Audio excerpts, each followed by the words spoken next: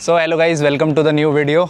और आज की वीडियो में हम आपको दिखाने जा रहे हैं तीन बाइकें, ऐसी तीन बाइकें जिनका प्राइस तो सेम है, तीनों बाइक का ऑलमोस्ट सेम प्राइस है, बट तीनों ही अलग सेगमेंट की बाइक्स हैं। एक बाइक अपनी है 400 सीसी की, ये है ZX4RR जो है 399 सीसी की। एक है अपनी CBR 650R जो कि है 650 सीसी सेगमेंट में, 649 सीसी टू बी एग्जैक्ट। और फिर है ये अपनी Z900 जो है 948 सीसी।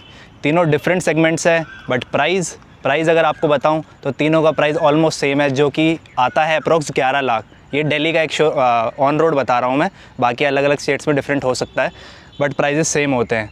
तो मैं आज आपको ये तीनों बाइकें दिखाऊंगा और तीनों बाइकें की सेम प्राइस में आपको कौन सी बाइक लेनी चाहिए अगर आपका ये बजट है। तो मैं तीनों के स्पेक्स बताऊंगा, आपको जो डिफरेंसेस है, सिमिलैरिटीज़ है वो बताऊंगा, और लास्ट में आपको बताऊंगा कि आपको कौन सी बाइक तीनों में से लेनी चाहिए और कौन सी आपके लिए बेस्ट है।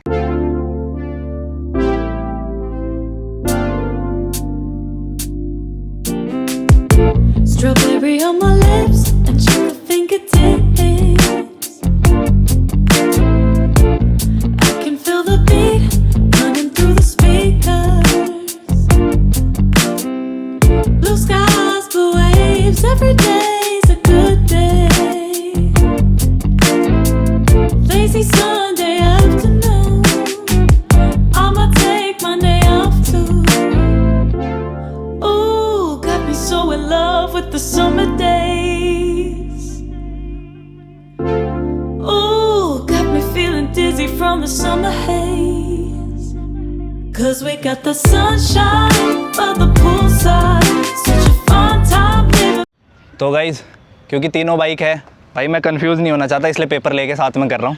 ठीक है, तीनों की सीसी मैंने आपको बता दी है। अब स्टार्ट करेंगे इनकी पावर से।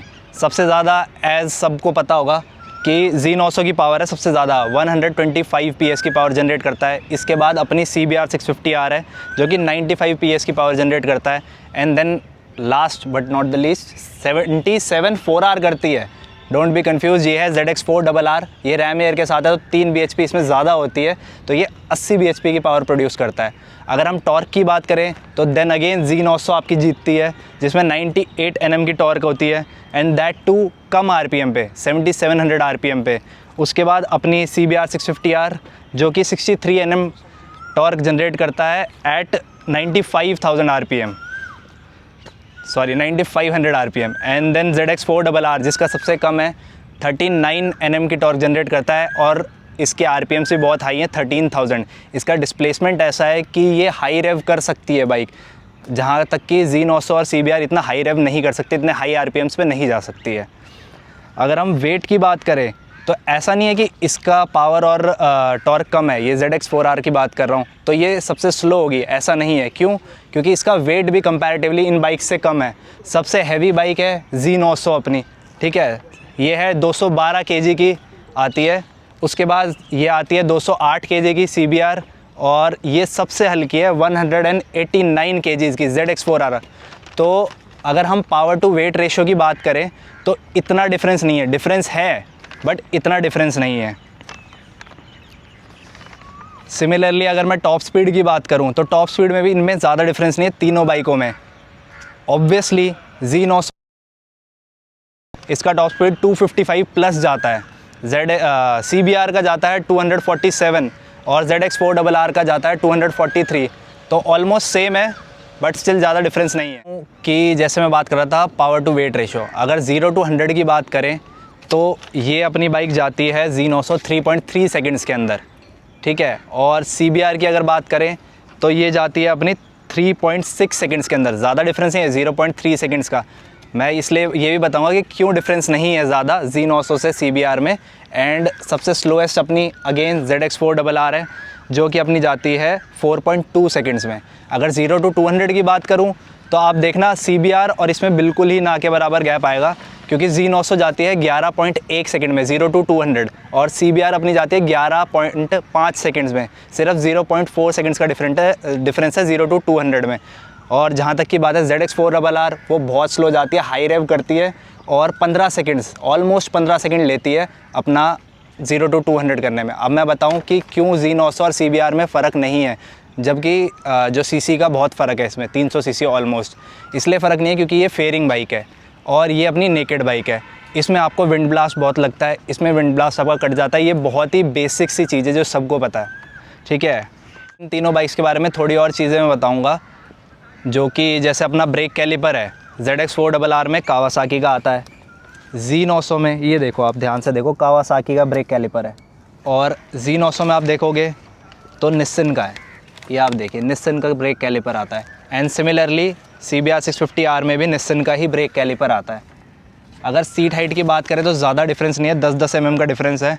ZX4RR अपनी सबसे नीची है, 800 mm सीट हाइट है। उसके बाद अपनी CBR है जो कि 810 mm है, एंड अपना Z900 जो है वो 820 mm की है सीट हाइट।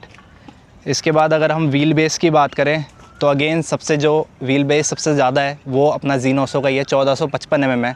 एंड बिल्कुल सिमिलर 1450 mm अपना CBR का है। एंड सबसे कम जो है वो ZX4R का है। अगर आप देखेंगे वीडियो में तब भी आपको बहुत ही आसानी से विजिबल होगा ये चीज़। नाउ अब अगर फोकस करें इनके टायर्स पे, तो फ्रंट टायर्स तो अगर आप तीनों बाइक्स के देखोगे ना, तीनों बाइक के सेम है फ्रंट टायर्स, 120/70 R17 के तीनों के। बट रियर टायर में डिफरेंस है। ZX4RR का जो रियर टायर है वो छोटा है, यह है 160/60 R17, और CBR और Z900 का सेम है 180/55 R17।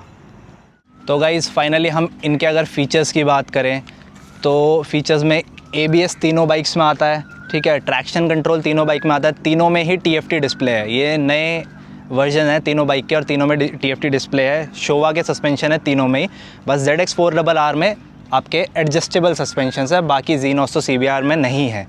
और जो डिफरेंस है अगर मैं आपको बताऊं, दो ZX4RR में फालतू है फीचर्स में, वो ये है कि इसमें क्विक शिफ्टर ऑटो ब्लेपर दोनों आता है, और Z900 में तो भाई आता ही नहीं है, ऑप्शनेबल भी नहीं है। और अपना CBR में वी कैन टेक एक्स्ट्रा पे करके ऑप्शनेबल है, जो कि इस वाली CBR के लिए हमने ऑर्डर किया हुआ है। होंडा वाले 3 महीने से दे नहीं रहे हैं, वो अलग बात है, बट हाँ आप लगा सकते हैं, only quick shifter not auto blipper, ठीक है। और जो डिफरेंस है ZX4RR अगेन फीचर्स में ऊपर जाती है कि इसमें राइड बाय वायर है, Z900 और CBR 650 में नहीं है।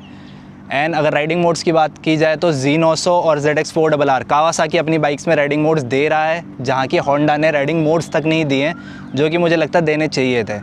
तो ये बेसिक मैंने आपको डिफरेंसेस, इसके फीचर्स, क्या सिमिलैरिटीज़ है, क्या डिफरेंसेस है, वो बता दिए हैं।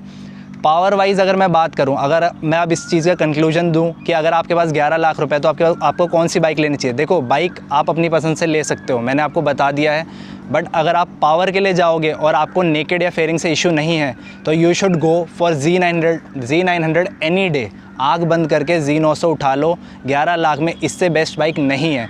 बट हाँ अगर आपको ये है कि नहीं भाई मुझे तो फेयरिंग बाइक लेनी है, स्पोर्टी लुक आती है, देन अगेन पावर स्मूथ अगर लोगे तो CBR 650 इज़ बेटर। लेकिन फ़ीचर लोडेड की अगर बात करें तो फ़ीचर लोडेड इज़ ZX4RR सबसे ज़्यादा इन तीनों बाइक्स में एडवांस है। तो तीनों बाइक की अलग अलग खूबियाँ हैं, अलग अलग प्रोज़ एंड कॉन्स हैं। तो आप इस वीडियो को देख के कर सकते हैं अपना डिसीजन फाइनल कि आपको कौन सी बाइक लेनी है। तो ये थी आज की वीडियो। होप करता हूँ कि आपको वीडियो से कुछ अच्छी इन्फॉर्मेशन मिलेगी और आगे आपको डिसीजन में हेल्प होएगा। Okay guys, bye bye.